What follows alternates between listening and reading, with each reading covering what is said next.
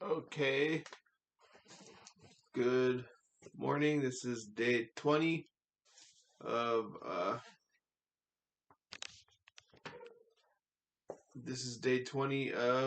making videos about schizophrenia and how it is potentially chalked up to a covert organization. And I'm making videos to also uh, talk about how I want to improve camera presence for as a life skill. And again, schizophrenia is can be chalked up to covert organizations engaging in bizarre psychological warfare with a target. Did schizophrenic in the middle. Okay, so today I was going to talk about a day in the life of me. And so one thing that happened this morning, I woke up and I saw pictures of Ella. Baby Ella was looked really cute, and she had all these different faces, and she has so many different expressions. She's growing into like a little person now. She's getting a little personality, or it's starting to come through or whatever. I guess she always had it, but I don't know how that works when you're like a baby and then you start having a personality. So she seems like she's getting really great love from her family, and so that seems pretty cool, and can't wait to see her go again going forward. So yeah. Yesterday, we went to AAA and got our pre-screening passes to board flights. And speaking of traveling and stuff, and we got we went in, and you schedule an appointment and you go in and you get fingerprinted and everything. And so now when we go to airports, we will just go through regular thing where you don't have to take off your shoes and you don't have to take off your belt or bring out your computer or check your toiletries and stuff like that. So that's cool. Um, it's interesting is that I had talked about like the onion of freedom, where like a tyranny in one area is a freedom in another, and uh, TSA I think it's like a necessary thing to make us okay on the flight or whatever. But there is definitely something where like you don't like to go through that process of people yelling at you at the airport, like take it, blah blah blah blah, take off this, take off that, blah blah. And I know they have to do it or whatever, but it's like it's not nice. My sister flew on Air France and she said it was not like that. So, but Air France is not the United States, so okay.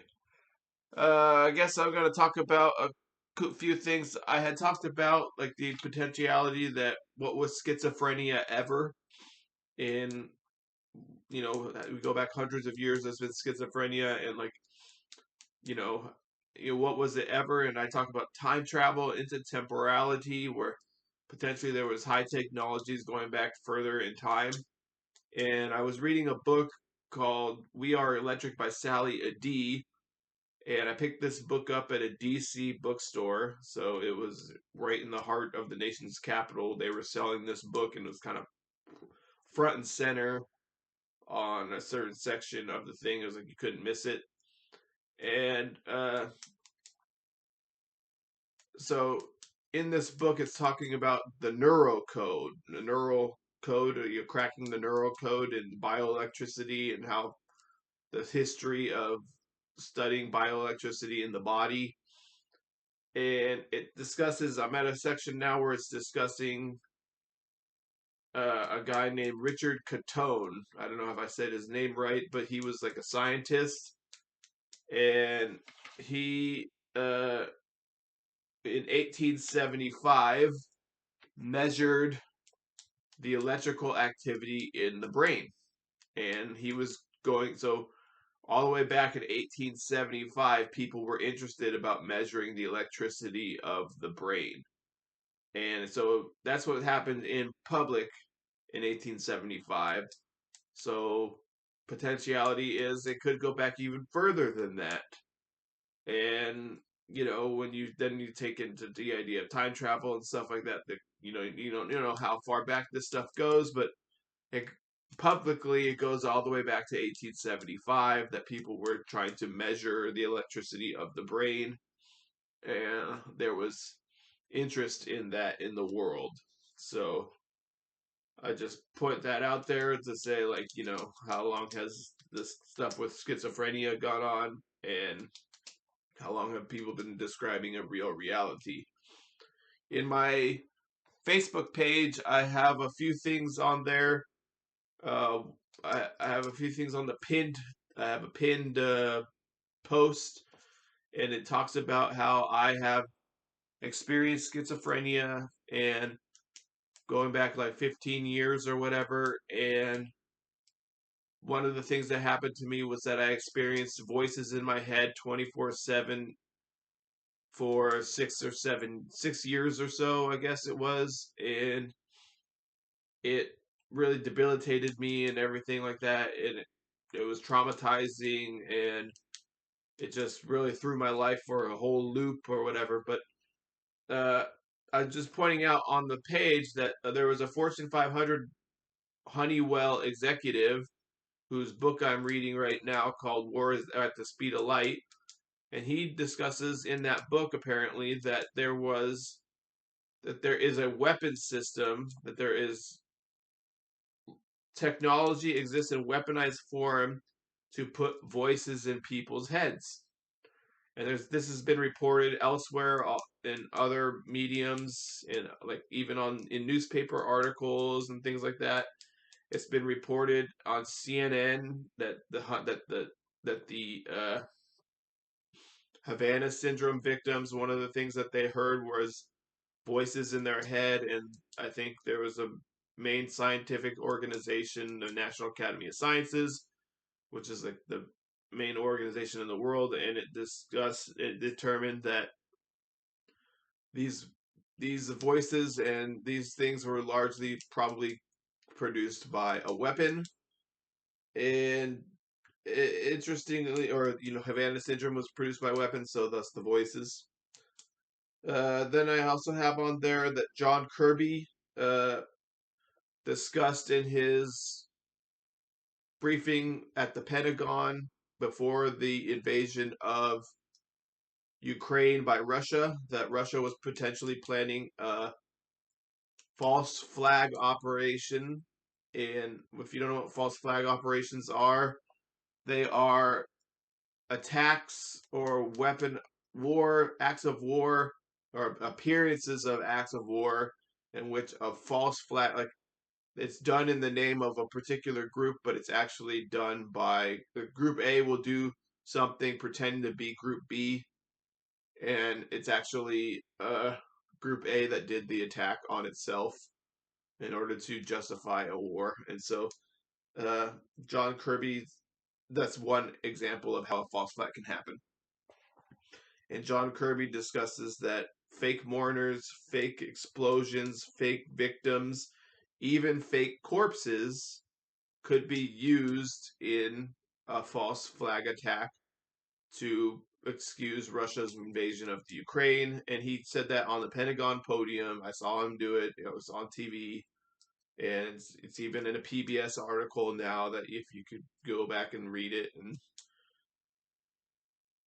anyway, so questioning reality, actually, which is something that schizophrenics have done for centuries, is actually quite sane. You know, when you have something like that happening, because as I say in my book or whatever, I ask a question. I just have to posit this question: if you're telling me that the highest levels that the United States government acknowledges that false flag attacks exist with fake mourners, fake victims, fake corpses, fake explosions. If that exists on some level to excuse a war, could you conduct a series of those things and have an appearance of a war by two or more countries involved together they just appear to be at odds, that they evolve together, much like 1984 in the book by Orwell. And so, they conduct a series of those kind of fake events, and it has an appearance of a war. And this excuses a massive military buildup and budget in the world because there's some other thing they're worried about, or some other thing they want to accomplish, like maybe the UFOs, maybe space force. Maybe they want a space force out in the cosmos. Maybe it's a cover. Maybe it's just to. Maybe it is done to uh, question human motives for war. Maybe it's maybe they just questioning, like, why do we go to war? And see, it's a way to mold the psyche of the masses. Like, let's not have nuclear Armageddon or something. So, anyways, that's an example of schizophrenia where questioning reality is not that insane. It's very sane to question reality. Another thing I have on my Facebook, on the pinned post, is that James Giordano, he's a professor, and he lectures at Georgetown and West Point, and he discusses a technology called N3 technology, and this is nanobot technology that can read minds. And yeah, so he actually discusses in there that if you're in the military, your chances are that you're going to come into contact with neuro weapons and neurotechnology weapons and stuff, which is what schizophrenics have talked about for a century or more or whatever. And so he says, it's not a question of if, it's a question of when. And so he's basically letting the cat out of the bag a little bit. Francis Cluzel is a high ranking NATO official, and he has a whole report on cognitive warfare, and it's a new domain of war that NATO discusses, in which neurotechnology, neuroweaponry, biotechnology, information warfare, psychology, and social sciences will all be used by various groups of people, including terror groups, including militant groups, including militaries, including countries, national governments, political organizations, religious organizations, corporations, advertising agencies, and it just goes on and on and on.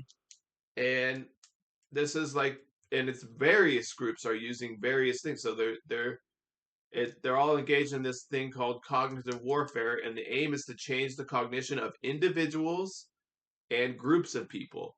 So, uh, you know, when when you have something like, you have a situation where you have targeted individuals describing gang stalking, you have to ask yourself, is the whole targeted individual thing, is it an entire cognitive warfare operation? I don't know. And that's something I question. Uh, is it? I don't really know.